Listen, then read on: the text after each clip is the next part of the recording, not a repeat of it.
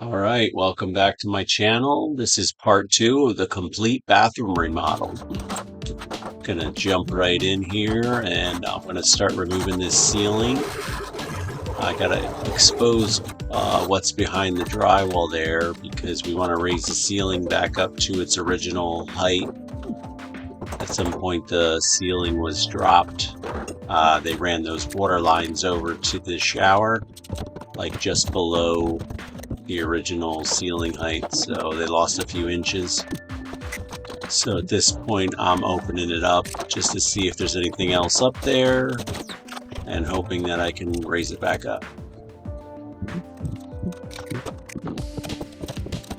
I'm pretty cautious when I'm tearing into things like this, as you'll see me keep looking up in there with the light. I'm not one of those guys that just takes a sledgehammer and starts beating things. I try to be a little more surgical about it so that I don't damage something. You don't want to hit a water line or accidentally nick an electric wire. So better safe than sorry. This fan's going to end up getting replaced. This was a fan with a light in it. We're going to switch it to just a fan. I'll be adding 2 lights over the shower, so that light with the fan is kind of unnecessary. And here I'm removing the globe off the light on the wall there, just so I don't break that when I'm bringing down that drywall there. Again, just being cautious. Take some window treatments out. I'm going to have to take that blind out of there too. Got to take all that trim off the window.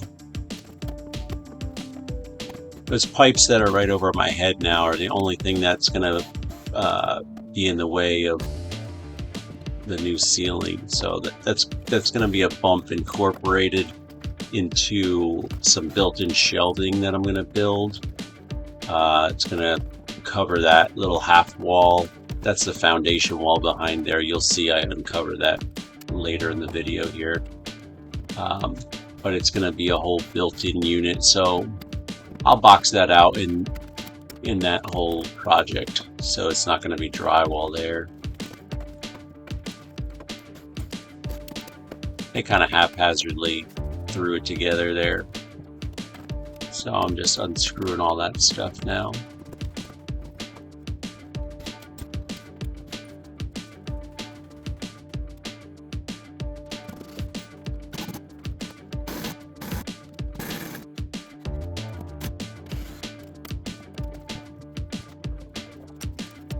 Alright, here I am removing the heater cover.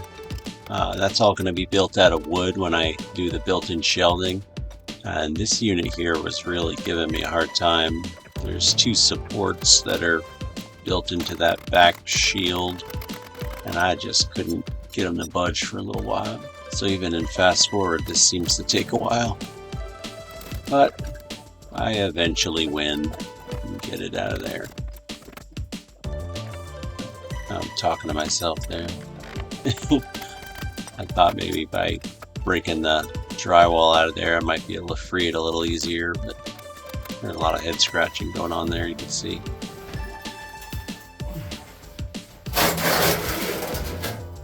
I got it. A little dust in the mouth there. Yummy.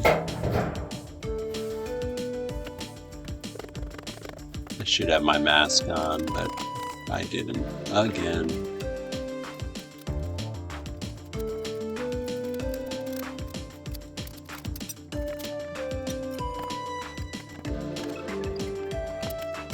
Those furring strips were nailed into that concrete wall with some cut nails, some concrete nails, and man, they were really holding on. It was tough to remove that stuff.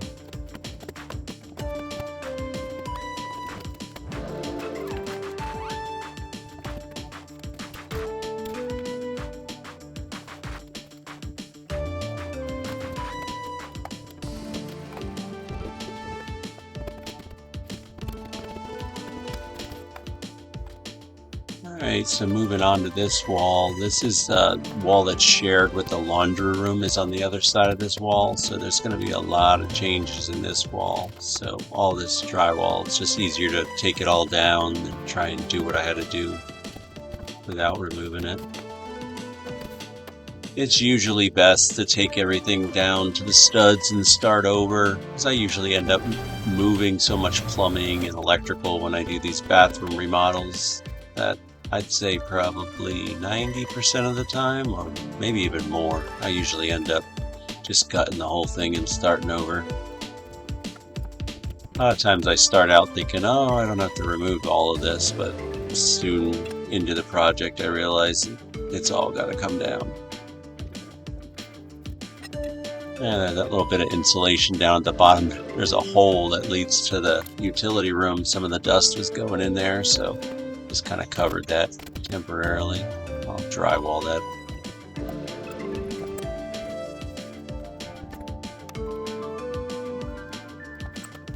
Now this next piece came down all like one section. That was kind of nice. Occasionally you get lucky.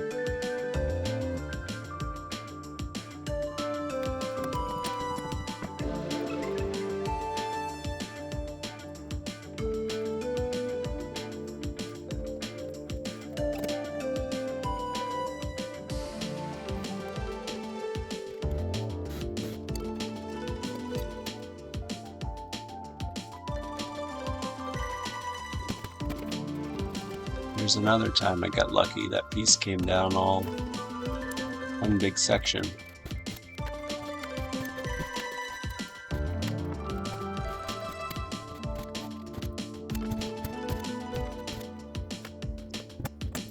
And there I'm just zipping out all the screws that were remaining from the drywall and pulling any nails. Okay, I'll sweep that up and then get the tiles up. I think it's gonna come up really easy. I think.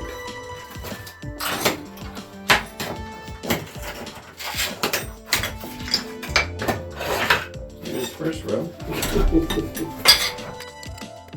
I could tell that when I had tapped on the tiles, you can kind of hear when some of them sound hollow versus sounding really solid. So you kind of know that they're going to pop it easy when they sound hollow. And that black stuff on the floor is not mold. I know it looks a little scary, but it's actually old adhesive from these stick down, glue down tiles that were originally in that room before the homeowner tiled it himself.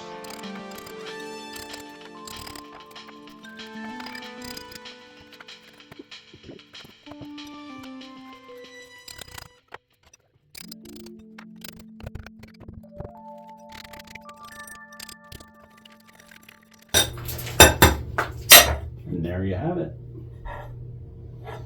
Went pretty well. All right, here we are after today. Got all the drywall down. That's what we're looking like. Oh, I said all of it, but I lied. I didn't take that down yet. Shoot. Oh well, we'll get it tomorrow. And the floor is gone, so good progress. Here's what some of the debris looks like in the back of the truck. I'm going to take this and get rid of it tomorrow, along with everything I've got in my trailer. So I thought it would be cool to set up the camera in the back of the truck and get some footage of me unloading it at the transfer station. Not too many people get to see what that process is like.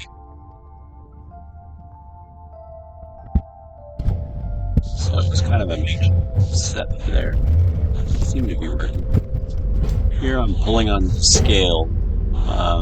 They weigh you when you come in, and then they weigh you when you go out, and then subtract the difference, and that's how they figure out how many tons you're getting rid of and how to charge you. So On this trip, I had about 2,500 pounds, a little more than that, of debris from this bathroom job and some other work I had done in the same house.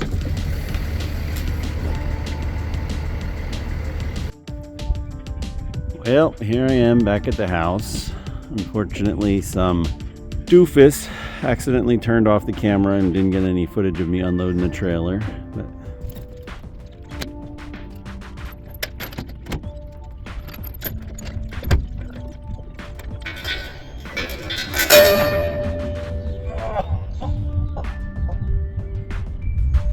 got that whole yeah, that hurt.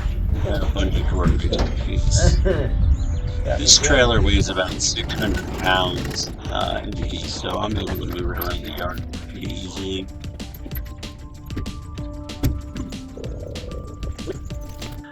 All right, back in the bathroom, another day here. Not much done in here yesterday. Had a little setback after getting rid of all the debris. That pipe decided it was time to leak, so I had to address that. This is the main pipe coming down from upstairs. Bathroom and kitchen drains into that. All this old copper pipe is getting soft back here, and this coupling was squishing it, and so it was just running down the backside of the pipe here. So I had to cut it lower, get to a point where the pipe was a little better shape, put that on there, and now we got another coupling. So it's not leaking now, floor's dry.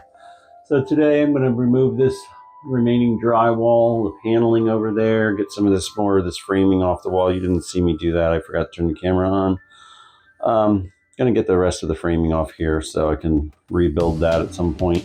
I need to get it closer to the wall. That heater was a little tight in there, so see what I can do with that. But yeah, we'll see what kind of footage we can get today. This is where we're at, though. And yeah, all that piping's got to get changed. I'm going to go to PEX on all that and put an actual washing machine box, washer and dryer on the other side of that wall. So that's what's going to happen. Okay. Let's see what happens. So again, I'm going to be pretty careful removing this drywall, just so I don't bust any water lines that are in the ceiling. I'm not sure, exactly where the electric runs through there, so I want to just go sawing away at it. So I can peek up in there with my luck to make sure I'm not damaging anything. But that's right over top of the shower, where the shower is going to be, and there's going to be 2 lights added there.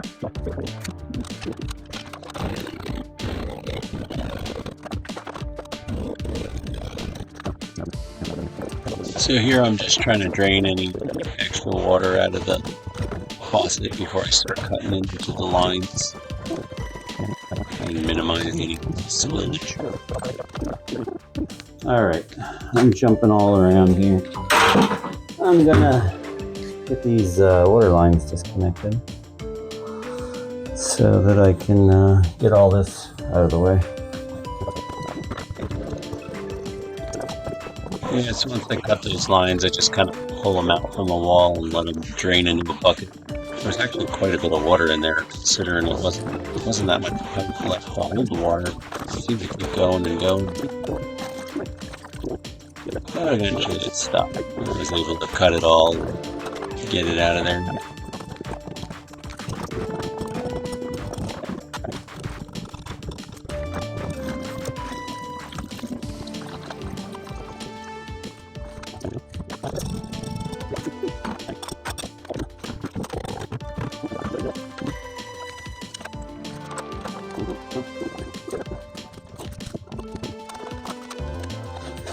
Now I'll just take this block out of the way and I'll be able to get these pipes out of here, cut this strap, get that out of there as much as possible. I'll be moving the shower head up to this region somewhere in here. Homeowners just as tall as I am, so I like to get them up here because then by the time you do the bend for the shower head, then at least it's above you. And a lot of people like to use wands, so by the time you do that and have the hose there, it's nice to get them up higher.